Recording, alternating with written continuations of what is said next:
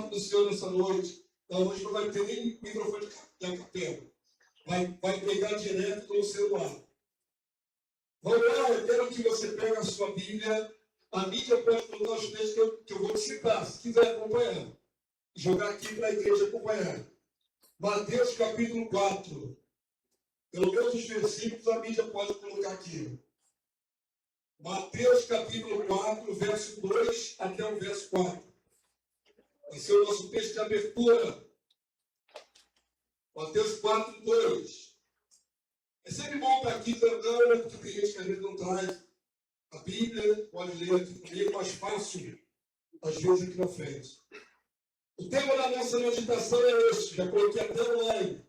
Famintos que obtiveram fartura. Mateus 4, 2, vamos lá, igreja? Com voz grande?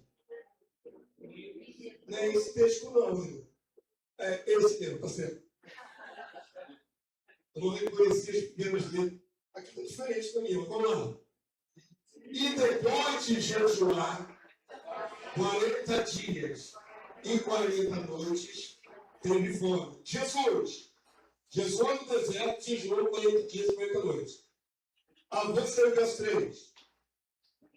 Então o tentador, o diabo, aproximando-se, lhe disse: se és filho de Deus, manda que estas pedras se transformem em pães. E aí o verso 4 conclui, resposta de Jesus.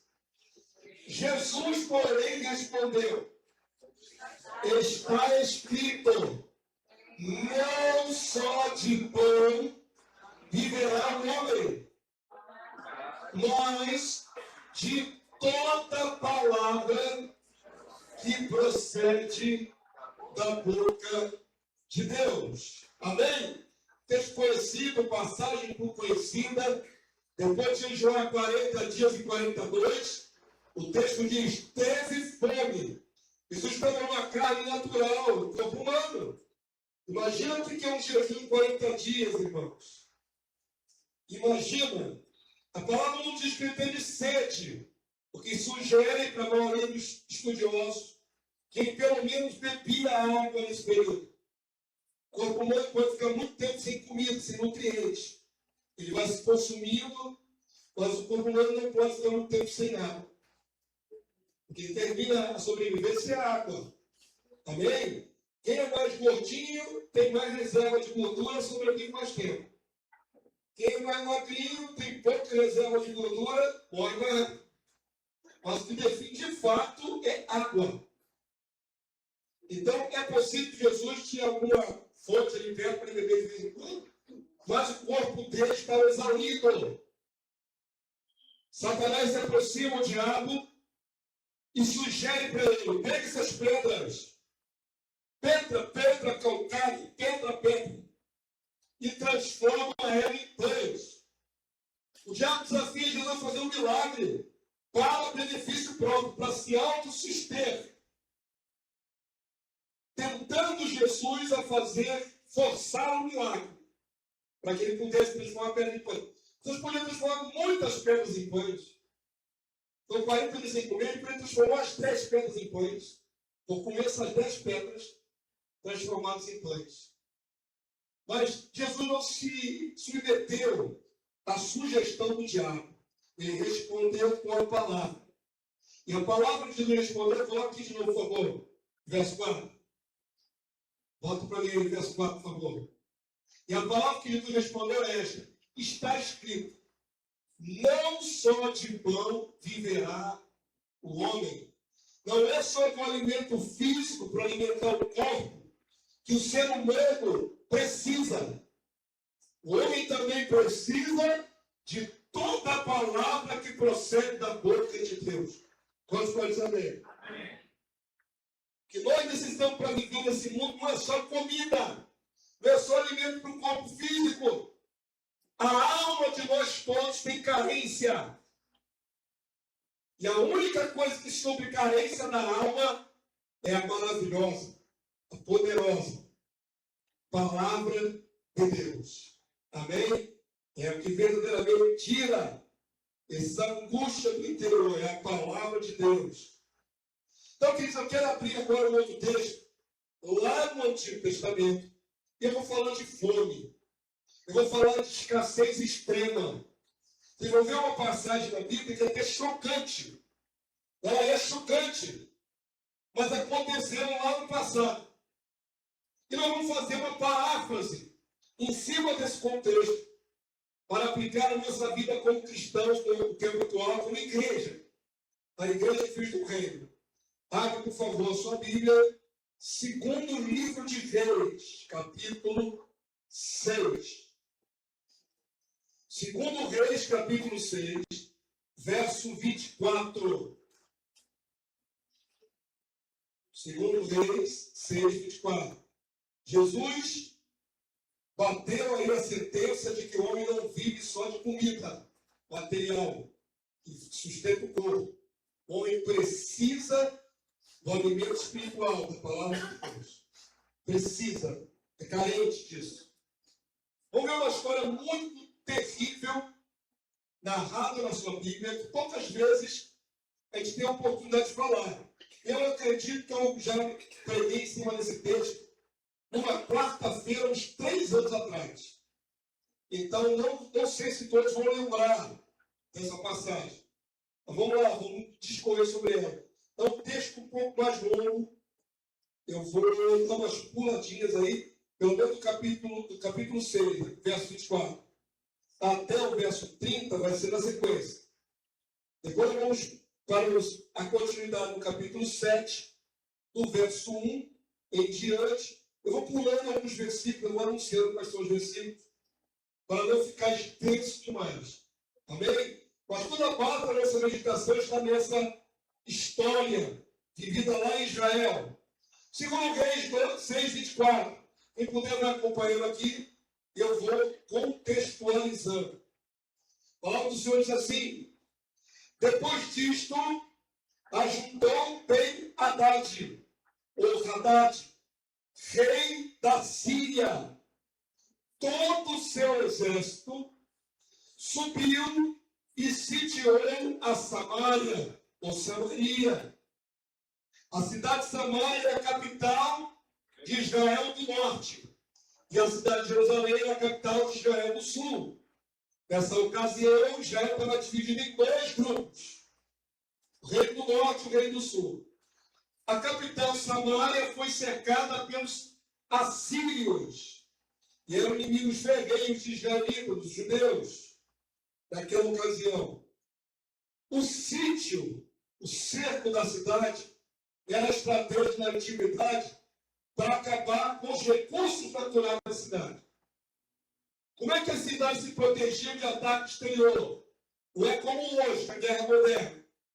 Naquela ocasião, as cidades eram muradas, cercadas de muros altos, de sorte que o inimigo ficava para fora do muro, tacando bomba, atacando árvores, galhos, o que pudesse para tentar enfraquecer os muros. Então, quando estourava uma guerra naquela ocasião, nós estamos falando aqui, pelo menos, há mais de 2.600 anos atrás, quando acontecia uma guerra naquela ocasião, todos os aldeões corriam para dentro da cidade morada e os inimigos ficavam cercando lá de fora. Esse cerco poderia levar semanas, meses e às vezes anos. Ninguém saía de dentro da cidade. Ninguém. Estava cercado de inimigos. Se saísse, morria. O que acontece com uma cidade sitiada por muito tempo, sem poder se abastecer fora, com gêneros, com a agricultura? Ela vai começar a passar fome. Então, prepare-se para ver um quadro bem vivo da sua Bíblia, de uma fome extrema causada por guerra.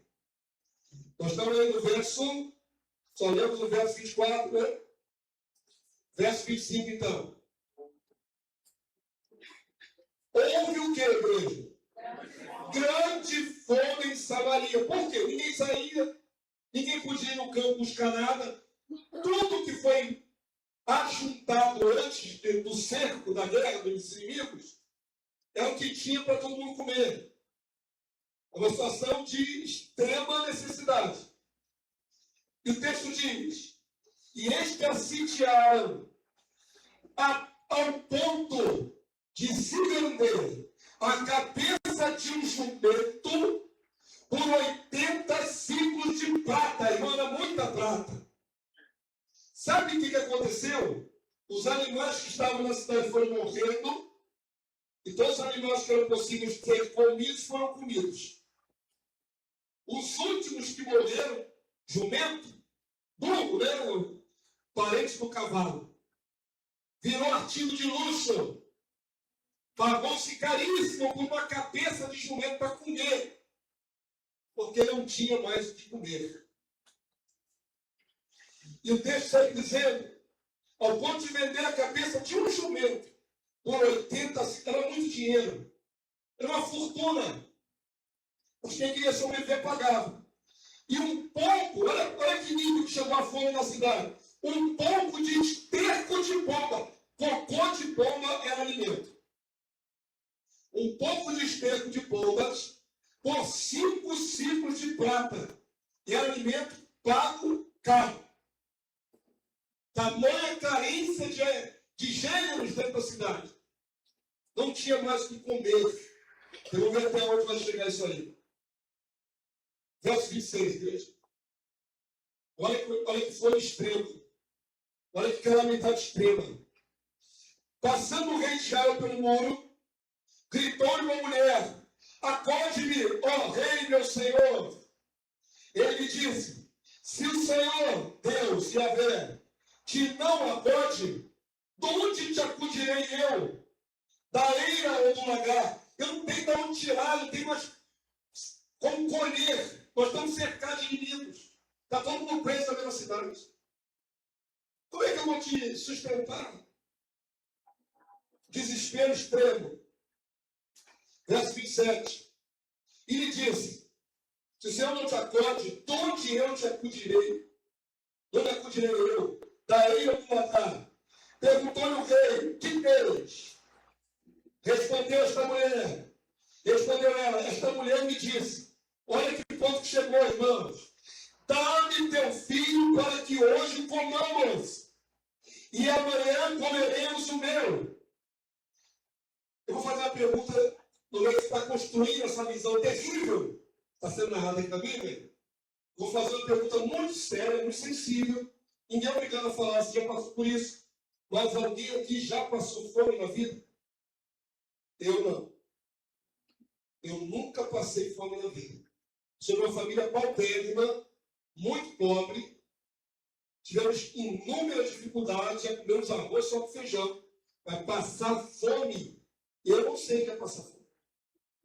Alguns de vocês já experimentaram passar fome de fato. Não ter o que comer por vários dias.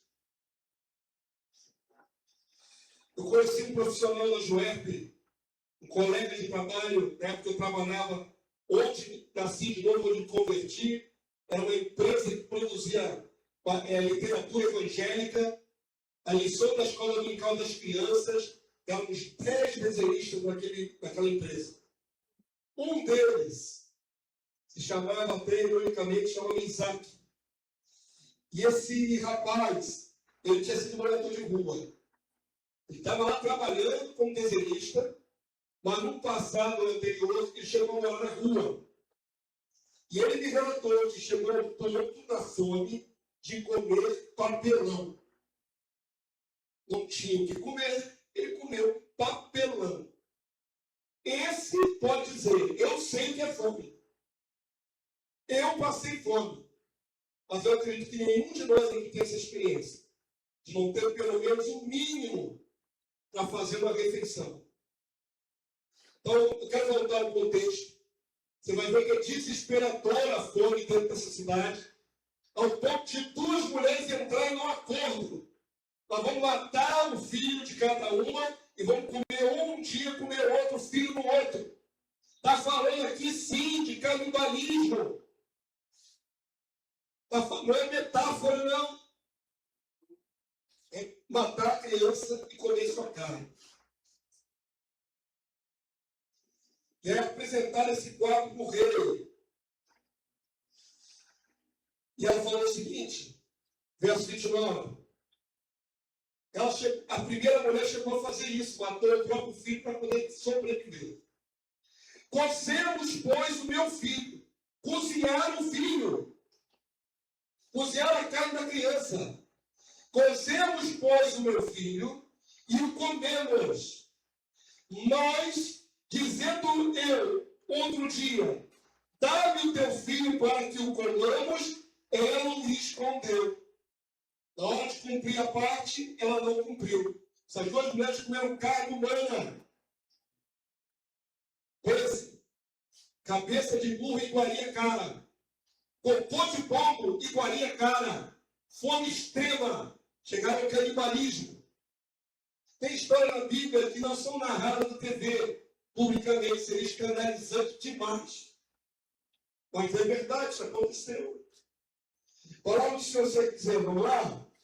A outra mãe não cumpriu o trato e preservou a criança. E está todo mundo morrendo de fome na língua. Verso 30. Tendo o rei ouvido as palavras da mulher, rasgou as suas vestes quando passava pelo muro. O povo olhou e viu que trazia pano de saco por sobre a pele. Era um pano de luto. Pano de saco era um pano grosseiro que demonstrava luto. Imagino eu que nessa ocasião já tinha morrido muita gente de fome dentro dos muros da cidade. Deveriam haver vários cadáveres pelas ruas. Seres humanos que desceram até a última fonte e morreram, porque não tinha comida. Segundo Reis, capítulo 7, da sua continuidade. Estou dando continuidade. Só muda o capítulo, mas é a mesma história. Vai entrar na história aí o profeta Eliseu. Quem quiser ler com o pastor. Então, disse Eliseu, ouve a palavra do Senhor. Assim diz o Senhor. Amanhã, a estas horas, mais ou menos, dar-se-á um alqueire de flor de farinha por um ciclo, e 2 de cevada por um ciclo, à porta de Samaria. Vai ter tanto alimento que o preço vai baixar tremendamente. Cabeça de burro vai uma fortuna em ouro em prata. A partir de amanhã vai ter comida de novo e você vai ver, vai baratear tudo. Promessa de Deus para acudir esse povo. Amém, queridos? Todo mundo chegou aqui com o pastor? Está todo mundo sincronizado com a história? Muito bem. O texto segue dizendo, depois dessa promessa de que vai ter comida e vai ter abundância, a palavra do Senhor vai introduzir outros personagens. Verso 3. Eu queria que você atentasse para esses personagens. Está todo mundo na mesma situação. Todo mundo dentro da cidade, todo mundo passando fome. Mas esses personagens que entram agora, esses 4 homens, além da fome, ainda eram leprosos. Então, dupla miséria, né, irmãos? Independente se a cidade estivesse em paz ou em guerra, eles tinham a própria miséria no corpo deles. Eram homens leprosos. Homens reprovados como pais da sociedade. Ninguém podia se aproximar. E pela lei de Moisés, quando o leproso se aproximava à distância, ele tinha que gritar se autodenunciando. Leproso, leproso! Para a pessoa ter tempo de se afastar. Situação extrema desses homens. Esses 4 homens miseráveis do corpo, feridos com lepra, eles vão entrar agora como protagonistas dessa história. Olha que coisa interessante. Verso 3. Está aqui já, né? Quem quiser ler com o pastor, vamos ler alguns versículos agora, até o verso 11. Amém? Vamos ler tudo junto, quem quiser. 4 homens leprosos estavam à entrada da porta, os quais disseram uns aos outros: Para que estaremos nós aqui sentados até morrendo? Está todo mundo morrendo de fome. O que adianta? Não há mais escapatória. Verso 4, igreja. Se dissermos, entremos na cidade, há fome na cidade, e morreremos lá. Se ficarmos sentados aqui no limiar da porta, morre do mesmo jeito, também morreremos. Estamos no limiar da porta. Aí o que eles pensaram? Perdido de tudo, vão morrer lá fora. Já vão morrer mesmo? Lembre-se, a cidade está cercada de exércitos assírios, que eram violentíssimos. Ficar aqui na porta, morre. Se refugiar na cidade, morre. Vamos morrer na mão do inimigo. Vamos nos aventurar. Fazer o quê?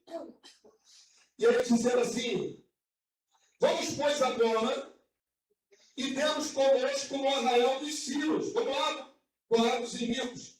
Se nos deixarem viver, viveremos. Se nos matarem, então somente morreremos. Então, morrer bom, todo mundo morrer. Né? Pastor Sérgio falou no ensino dele, me lembrou uma frase que dizia que é verdadeira: melhor um fim horroroso do que um horror sem fim. Para pensar nessa filosofia aí. É melhor acabar logo do que ficar a vida toda sofrendo. Melhor um fim horroroso que um horror sem fim. Eles pensaram assim: vamos riscar tudo, vamos morrer agora, vamos morrer logo. Espaço uma espada no pescoço, acabou o sofrimento. A que ponto chegou, né, gente? Verso 5. Vamos lá? São agora os 4 leprosos protagonistas dessa parte da história. Levantaram-se ao anoitecer para se dirigirem ao arraial dos sírios. Eu falei assírios, mas esses são sírios. A Síria era o império maior. Os sírios eram acima de Israel. E o texto diz: e tendo chegado à entrada do arraial, eis que não havia lá ninguém. Que mistério é esse? A cidade não estava cercada de inimigos dos sírios? Quando eles foram lá, se morrer, morreremos, chegamos lá, não acharam mais ninguém. O cerco tinha se disperso. Há um milagre de Deus ali, deu uma visão que no dia seguinte, mais ou menos naquela hora, teria comida para todo mundo. Deus entrou com a providência. O impossível aconteceu, o exército inteiro desapareceu, foi desbaratado. Vamos ver essa coisa para você entender o que aconteceu. Vamos lá? Verso 6. Porque o Senhor fizera ouvir no arraial dos sírios ruído de carros e de cavalos e o ruído de um grande exército. Deus manifestou um efeito especial que os sírios ficaram ouvindo outros inimigos chegando. Bem armados, cheios de cavalos. Não aconteceu, foi nada. Foi só efeito sonoro de Deus. Deus é maravilhoso, né? Não veio exército nenhum para salvar Samaria. Só Deus, suficiente. Enganou aqueles exércitos sírios todos. Eles ouviram que não estava vindo coisa nenhuma, mas eles ouviram. Está vindo um grande exército aí.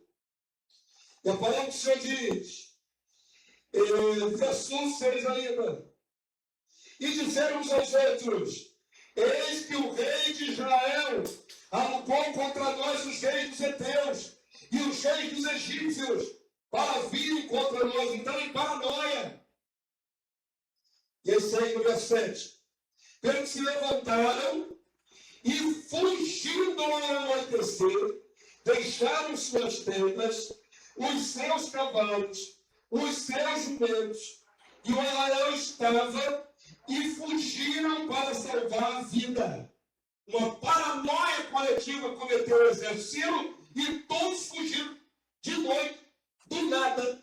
Não tinha ninguém chegando. O poder de Deus está confundidos. Abandonaram tudo. Presta atenção no que vai acontecer. De onde virá a comida? Está faltando comida para todo mundo. Todo mundo está com muito fome. Acontece que o exército sírio levou provisões. Cada soldado tinha seu farnel. Tinha alguma coisa em estoque no exército sírio. Quando eles saíram desesperados, todo o estoque de comida dos inimigos ficou disponível. Amém? Próximo primeiro. Deus faz como Ele quer. Ele falou que ia ter comida.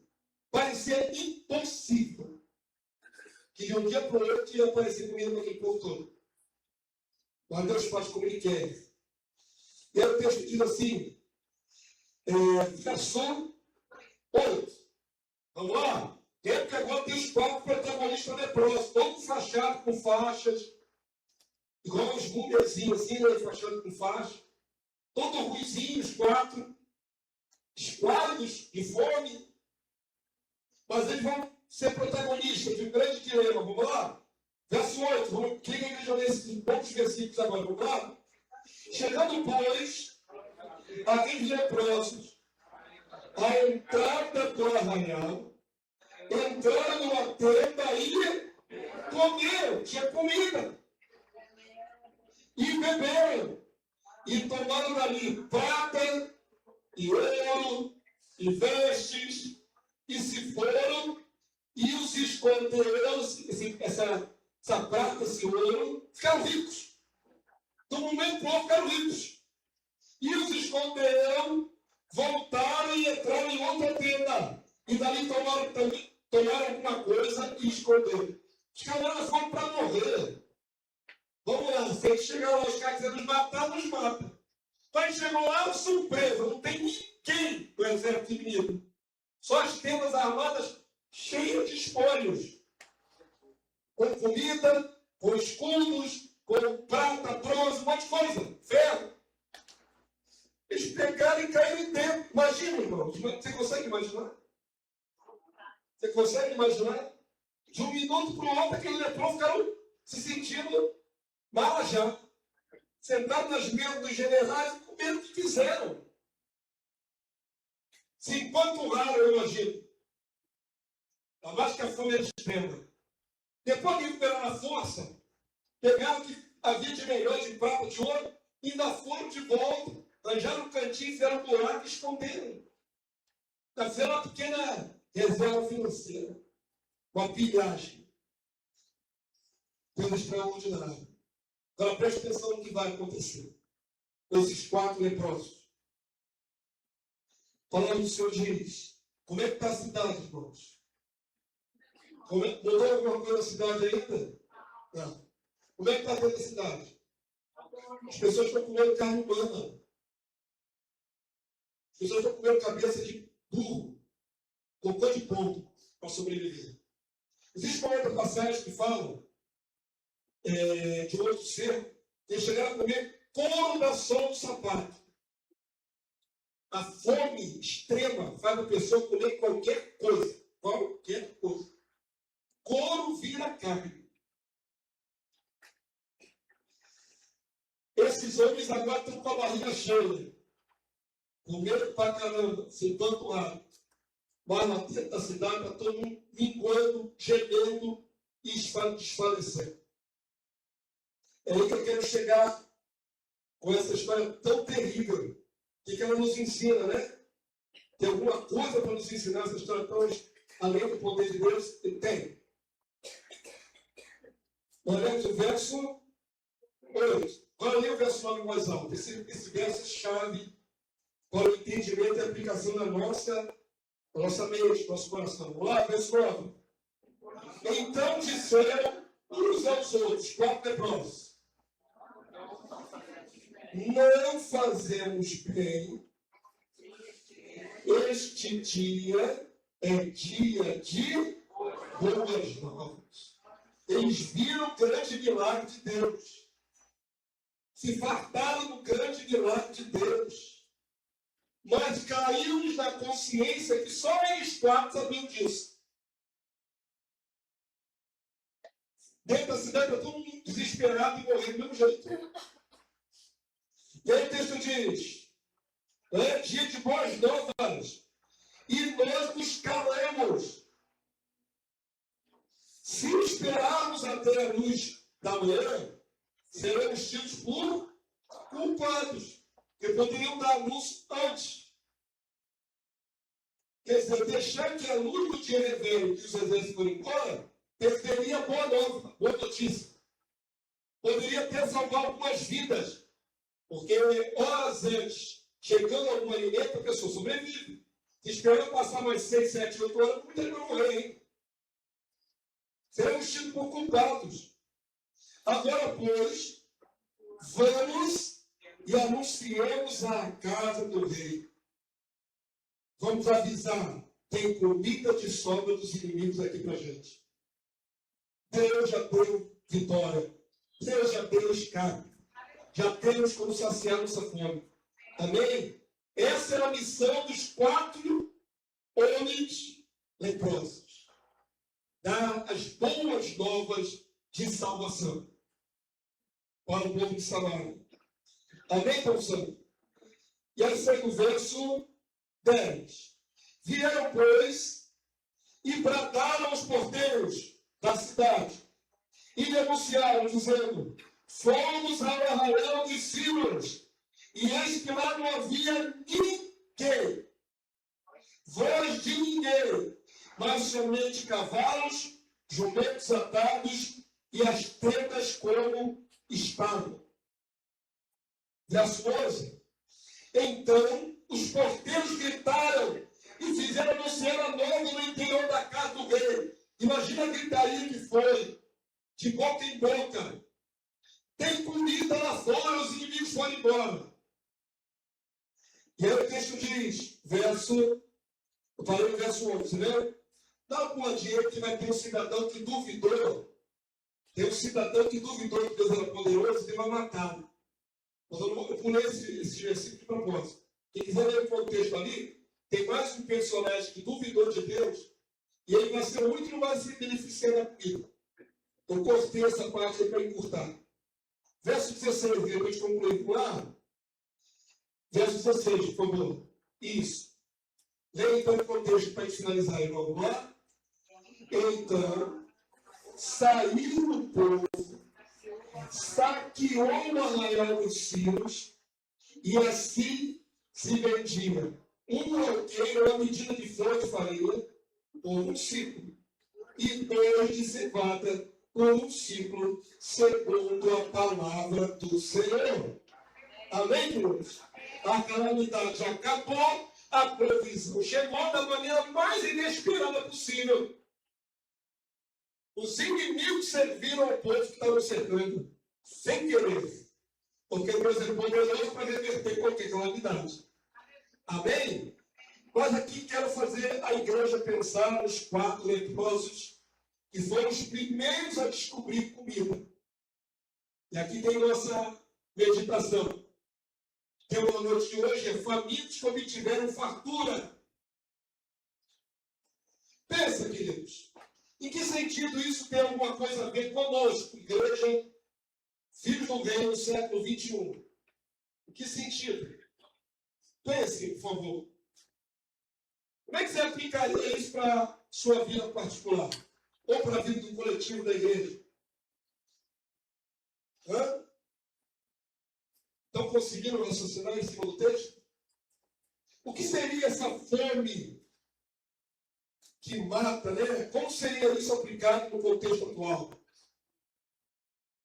Eu posso dizer, como disse hoje pela manhã, e foi citado aqui pelo irmão Mani, o texto que determina que nós somos de Deus e que o mundo inteiro jaz no maligno. Isso significa jazer é perecer. Que há uma escassez, que há um sofrimento.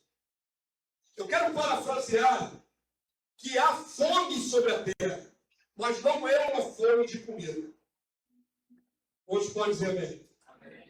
Você poderia dizer que a pessoa que não tem conhecimento de Deus, não tem experiência com Deus, é uma pessoa miserável? Você poderia dizer que ela está amígua na sua alma? Você poderia dizer que ela é doente na alma? Assim como aquele povo ficou totalmente debilitado dentro da cidade de Samaria. ficou doente, passou fome. Eu creio que podemos parafrasear para a situação geral da humanidade. Um povo doente, com fome, uma fome que não se sazia com nada. Irmãos, eu estou falando de coisa aqui que parece só uma paráfrase, mas é verdadeiro. Quando eu me converti, eu tinha 23 anos. Era um jovem como qualquer outro jovem carioca do subúrbio, morando perto do Meia. Um garoto jovem que aprendeu a beber. Aprendeu a sentar dentro de um bar com os colegas e tomar um monte. E virar um monte de cerveja. Chegaram. Esse é o caminho da maioria dos jovens do mundo. Eu diria que hoje ainda é pior, que na minha época eu fiz isso com 20 e poucos anos. Mas a molecada hoje começa com 12. A faixa etária para começar a bebida é bem mais baixa do que na minha época. Estou falando de 30 e poucos anos atrás. A molecada hoje vai para as festinhas para beber com 12, com 14. Eu comecei a beber com 19, 20. Bem mais velho. Já era um homem adulto. Já servi o quartel. Eu sei o que é a alma vazia. Eu sei o que é sentir uma angústia que não sabe. A pessoa está no mundo, ela não sabe explicar porque sofre tanto. Ela simplesmente sofre. Nós sabemos que existe uma opressão demoníaca sobre toda a terra. Estudamos isso hoje pela manhã. Uma pena que se perdeu o estudo. Nós estudamos, quem estava aqui aprendeu. Há uma opressão sobre os seres humanos.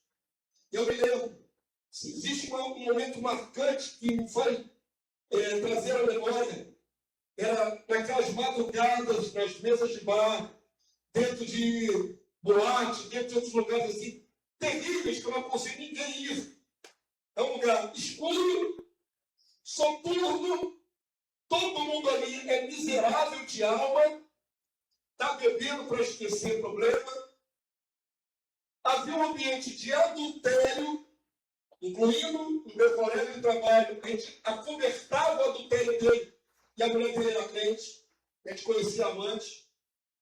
É um lugar terrível, cheio de fogo, né? Aquele ambiente fica assim, todo marejado de fumaça, escuro e gente fazendo coisa errada. Esse é o ambiente da noite. E eu me lembro que num certo momento da noite, depois a gente tomava todas, que não conseguia tomar, havia um momento específico em que se parava de conversar, de falar um nos outros, de falar palavrão, e pairava, de repente, um silêncio na mesa. Um silêncio morno, de repente, não era combinado, de repente, todo mundo parava do que estava falando, do que estava fazendo, e ficava alguns minutos de silêncio. E eu sei exatamente que sensação é essa. Quando a pessoa não tem Deus, quando a pessoa não tem Jesus, esses minutos são uma agonia incrível. Ela não sabe explicar porque sente tanta agonia dentro da alma.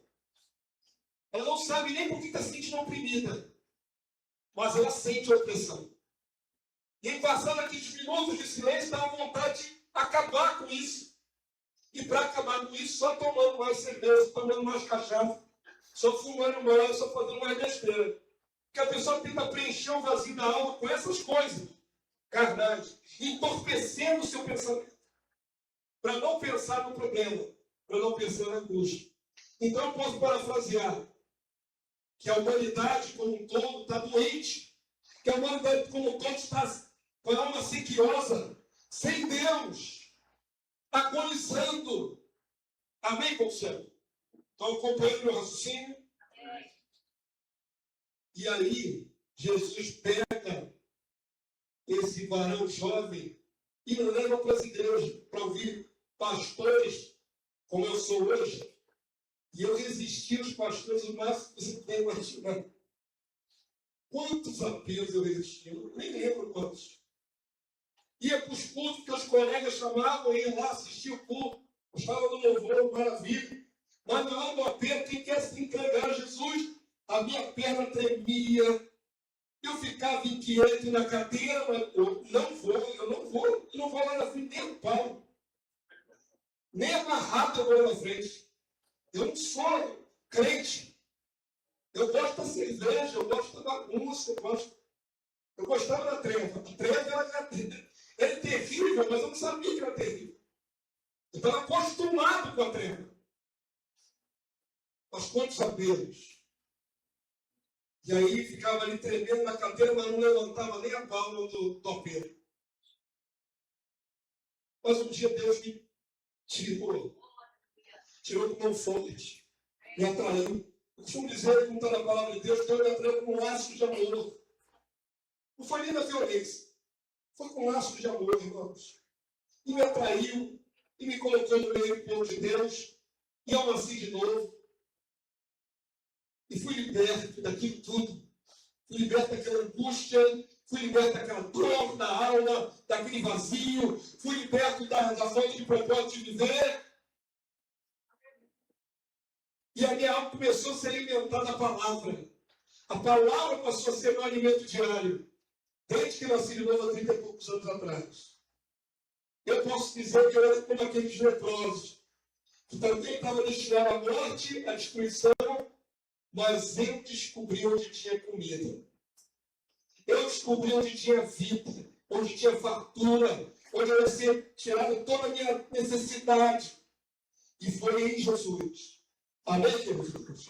Então, parafraseando dessa forma, nós somos aqueles que, tirados da condição de miséria da alma, nós fomos chamados e tragos e apresentados ao bom de Deus.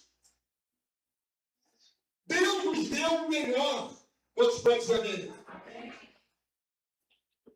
A fome que havia foi saciada. A sede da alma foi saciada. Eu quero que vocês entendam. Isso não são palavras só minhas. Eu quero que você abra a sua Bíblia. Vamos pensar que eu estou filosofando. A palavra diz isso. Abre, por favor, em João capítulo 6, verso 35. A fome e a sede da alma do homem só o Filho de Deus pode tirar. Ele é a resposta. João 6, 35. Então, toda a minha fome da minha alma, toda a minha sede da minha alma foi saciada. Eu fui apresentado a esta fonte linda de provisão de todas as coisas maravilhosas, que é Jesus. João 6, 35, o que diz aí, irmãos? Declarou-lhe, pois, Jesus: eu sou o pão da vida. Olha o restinho. O que vem a mim jamais terá fome. Quantos podem dizer amém? E o que crê em mim jamais terá sede. Amém, povo santo? Isso é uma realidade espiritual na sua vida, na minha vida? Quantos podem glorificar o Senhor por isso? Glorifique o Senhor.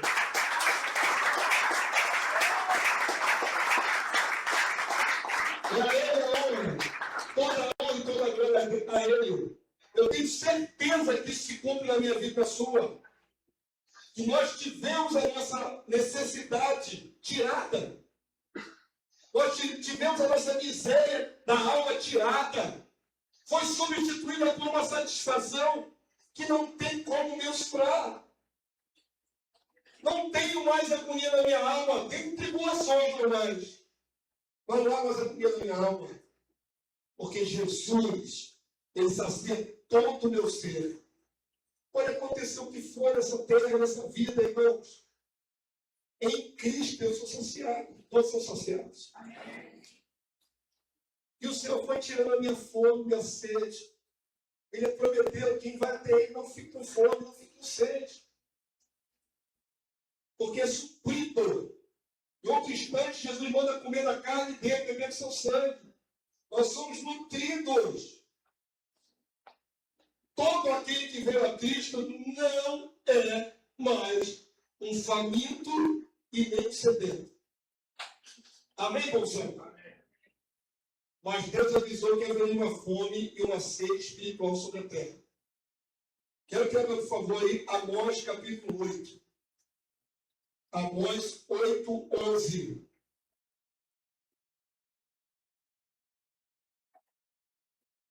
No começo dessa mensagem, mostrei Jesus sendo tentado pelo diabo no deserto, dizendo: que o homem não vive só de comida. O homem depende do alimento espiritual.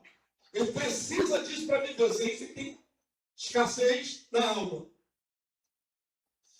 E agora Deus vai liberar uma sentença sobre toda a terra. Abre, por favor, a igreja aberta aqui já. 8:11. Gostaria que toda a igreja lesse, já estamos chegando no final da mensagem. Vamos ler? Vamos ler todos juntos bonitinho, só na frente, sai atrás. Vamos todo mundo junto bonitinho, vamos lá? Eis que vem os dias, diz o Senhor Deus, em que enviarei fome sobre a terra, não de pão, nem sede de água, mas de ouvir as palavras do Senhor. Todos entenderam? Profecia do Senhor. O tempo em que a questão não seria comida física. A questão seria que os homens teriam necessidade da comida espiritual, da palavra de Deus. Eu quero dizer para vocês que eu creio com todo o meu coração que o tempo é este que nós estamos vivendo. As pessoas precisam da palavra de Deus. A palavra de Deus não é só mais apenas um entretenimento, não é só mais uma opção de vida. A palavra, ela é a própria saciedade da alma. E se Deus diz que envia fome da sua palavra, é porque o mundo inteiro está igual o povo de Samaria, morrendo, agonizando, desnutrido, esperando a morte. Mas nós, igreja, somos os 4 leprosos e de uma hora nós estamos absolutamente saciados. Estamos cheios. Imagina que eu cheinho, depois de comer sozinho, com o barrigão assim grandão. Eu olho para nós, igreja, e digo, poxa, nós somos esses. Então agora, graças a Deus, Deus mudou a nossa sorte. Nós estamos cheios, empanturrados, satisfeitos, palitando o dente, e alguns até arrotando. Você achou estranho, alguns mais careta, mas no Oriente você tem que arrotar depois que come, por exemplo, que está boa. É o praxe dele. Se você não arrotar, quer dizer que você não gostou da comida. É cada um com sua cultura, né? Agora, se você for para o Oriente Médio, você tem que comer e soltar aquele grandão. Você até um dinossauro. Solta assim porque você gostou da comida. Estou inventando nada, você procura no Google, tá? Tem que dar uma rotadinha depois de come. Irmãos, nós somos esses que Deus já saciou. E Deus tem só saciado a nossa fome, a nossa sede, não, irmãos. Ele tem sobejado. Ele tem nos empanturrado. Sabe como é que eu me sinto? Empanturrado da palavra de Deus, cheio. Cheio. Em dezembro desse ano, eu vou completar 18 anos desta casa aqui. Aberto. 18 anos é uma vida, né? Olhei para o Pedrinho hoje, está com 17. Né, Pedro? Cadê o Pedro? Está com 17. Vi Pedrinho no ventre da mãe. Ontem ele estava pregando o evangelho aqui com seus jovens, todos os jovens. Fiquei cheio de orgulho falando com ela. Estou falando aqui na frente da Daniel, não é meu filho não, que teu filho assim, né? Me enchi de orgulho por esse jovem aí. Mas já fazem 17 anos que eu vi ele chegar aqui no ventre. Eu acho que vi ela lá grávida. Foi lá no outro ainda. Quando ela veio aqui, eu estava já com 8 anos, eu acho. 5 anos, então eu tudo. Eu tive minhas coisas, jogando tudo. Mas é fantástico olhar para o Pedro agora, um homem, jovem já se tornando um homem, e pregando o evangelho. Significa, irmãos, que há 17 anos, caminhando para 18, eu tenho sido instrumento de Deus aqui na vida de muitos de vocês para estar este alimento. A palavra de Deus tem sido ministrada aqui, culto após culto, escola dominical após escola dominical, evento após evento. Como é que você se sente com a palavra no coração, irmãos?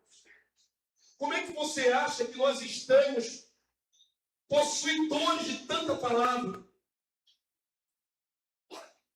Nós estamos cheios, igreja. Será que eu estou exagerando? Eu ministrei para quase mais de 1000 missões e 1000 domingos aqui em 17 anos. 1000 domingos. Eu tenho a certeza absoluta que se Deus quiser me levar, eu tenho o meu legado, porque eu gastei 1000 domingos instruindo vocês com a palavra de Deus. E a palavra do reino, igreja. Quantos têm a revelação do reino como nós temos? Nós somos como aqueles 4 leprosos que se saciaram. Mas presta atenção na história. O que eles sentiram depois de ficarem bem cheinhos? Eles sentiram que estavam fazendo a coisa certa, ficando empapuçados e ricos. Eles sentiram que estavam cometendo um erro, certo? Como eles estavam cometendo um erro? Porque enquanto isso, lá dentro, na cidade, todo mundo morre de fome. Não é justo. Nós temos a maneira de dar a boa nova e tirar a fome de todo mundo. Foi o que eles pensaram. Parafraseando, igreja, nós, igreja, estamos saciados, não temos fome, não temos sede na alma. Dormimos tranquilos com a cabeça no travesseiro, abençoados por Deus. Não é justo deixar os outros oprimidos, sobrecarregados, defiando e morrendo. Se está em nós tirar a fome deles. Se está em nós compartilhar o que temos. Quantos entenderam a aplicação desse texto para a vida da igreja? Não tem um paralelo aí, irmão? É só você entender que não é justo ter muito, ser satisfeito e não compartilhar com quem não tem nada e está vazio, e está sofrendo. Não é justo. É a mesma sensação desses 4 leprosos. Nós devemos trazer no nosso coração a ideia de que somos dispenseiros dos mistérios de Deus. Quantos têm aqui a chave da dispensa dos mistérios de Deus? Você não tem, irmão? Cada um de vocês tem muito. Tem muito! Se cada um de vocês quisesse compartilhar o que tem, não faltaria assunto, não faltaria matéria, não faltaria entendimento, não faltaria palavra. Basta compartilhar. Se cada um de vocês chamar uma pessoa dentro de casa e começar a falar o que sabe, uma pessoa, um vizinho, um parente, você vai ter horas e horas para falar. Cada um de vocês. Não vai faltar palavra. E Deus vem vendo fome e sede sobre a terra de palavra. Nós somos a resposta. Amém, povo santo? Todo mundo entendeu? Nós temos que ter o sentimento que tinha o apóstolo Paulo. Abre aí o último texto. Romanos 1,14. Romanos 1,14. Nós vamos dos ex-famintos que obtivemos a fartura. Também já chegamos famintos. Agora estamos fartos. Estamos abençoados. Está na hora de fazermos isso por outras pessoas. Paulo tinha esse sentimento no coração. Depois de alcançado pela graça e ser iluminado pelo próprio Jesus ressurreto, que lhe ensinava o Evangelho, Paulo vai chegar a dizer, não foi carne e sangue que me ensinou. O apóstolo Paulo não aprendeu do apóstolo Pedro, que andou com Jesus 3 anos e meio. O apóstolo Paulo não aprendeu do apóstolo João, que andou com Jesus 3 anos e meio. O apóstolo Pedro não sentou com nenhum dos apóstolos originais para aprender. Ele fugiu para a Arábia e aprendeu lá, porque Jesus, glorificado, se manifestava diretamente a Paulo. Privilégio tremendo. E ele cheio da revelação do Senhor, cheio do conhecimento, do entendimento da palavra de Deus. Ele tinha na mente dele uma consciência parecida com aqueles 4 leprosos. Eu tenho muito, o mundo não tem nada. Eu devo ao mundo que eu tenho. Compartilhar com o mundo. Romanos capítulo 1, 14, 15. Vamos ler? Vamos terminar essa mensagem? Leia comigo em voz alta, eu prometo que eu termino aí. Vamos lá? Pois sou devedor tanto a gregos como a bárbaros, tanto a sábios como a ignorantes. Por isso, quanto está em mim, estou pronto a anunciar o Evangelho também a vós outros em Roma. E Paulo era cercado de homens cultos, os gregos, os filósofos, mas eles eram ignorantes e a alma deles era carente da verdade de Deus. Paulo era cercado de homens ignorantes, de homens cultos, mas todos eles dependiam de Paulo para eles revelar a verdade, o verdadeiro evangelho. Ele se sentia, diga assim comigo, eu devo me sentir devedor do mundo inteiro. Porque eu tenho muito. Amém? Enquanto a gente estiver só comigo, está errado. Está muito errado. O mundo inteiro não tem o que eu tenho. Eu tenho que compartilhar isso. Estou pronto a anunciar o Evangelho. Todo mundo entendeu? Então fica de pé nessa hora, igreja. Terminamos a mensagem. Espero que com a graça e o Espírito Santo de Deus tenha atuado na mente de cada um aqui presente. Você tenha entendido uma história tão terrível, né? Que aconteceu em Samaria, de uma guerra que levou a uma escassez, uma fome miserável, pessoas desesperadas, mães que comeram seus próprios filhos. É uma história que não é difícil de esquecer, não é fácil de esquecer, não. Você vai lembrar dela. E onde isso se aplica em nós? Deus sempre tira dessa calamidade, através do seu poder, pessoas que Ele dá abastança. Ele reverte a miséria. Que dá à pessoa a capacidade de ela receber. Nós recebemos de Deus. Nós temos suprido a nossa alma e temos em abundância. Nós temos em abundância. Olha para o seu derredor. Veja-se com as pessoas que você convive, que você cruza no trabalho, no colégio, se elas também estão supridas daquilo que você tem. Tem que haver uma mudança no nosso comportamento, uma consciência gerada. Eu não posso mais reter o que eu tenho. Eu estou na terra para isso. Deus me poupou a vida para isso. Para eu também ajudar os outros. A mesma palavra que eu recebi. Amém, povo? Todo mundo entendeu? Vamos pedir a Deus isso em nome de Jesus, que Deus mude a nossa consciência. Para nos arrependermos igual a escola que eu estou rico, estou cheio. Eu tenho que me lembrar dos outros que eu tenho. É uma questão de consciência. Vamos pedir isso em nome de Jesus?